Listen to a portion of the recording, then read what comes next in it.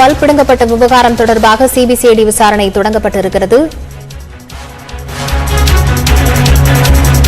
பல் பிடுங்கியதாக புகார் அளிக்கப்பட்டவரிடம் தற்போது விசாரணை நடைபெற்று வருகிறது. தொடர்பான விவரங்களுடன் செய்தியாளர் ஐயப்பன் இணைந்திருக்கிறார்.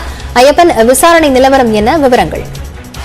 நிச்சயமா நெல்லை மாவட்டம் அம்பை விசாரணை கைதிகளின் பல்கலை பிடுங்கிய விவகாரம் தொடர்பாக ஏஎஸ்பி பல்வீர் சிங் மீது இந்த சம்பவத்தில் பாதிக்கப்பட்ட சுபாஷ் என்பவர் புகார் அளித்திருந்தார். அந்த புகார் முதல் மாவட்ட குற்றப்பிரிவு வழக்கு பதிவு செய்யப்பட்டு பின்னர் சிபிசிஐடிக்கு மாற்றப்பட்டது.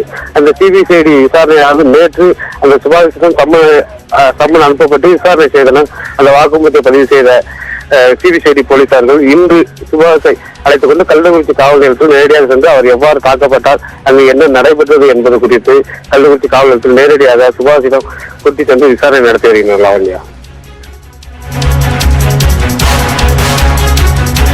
தொடர்ந்து அடுத்த கட்ட விசாரணை யாரெல்லாம் விசாரிக்க இருக்கிறார்கள் ஐயப்பன்?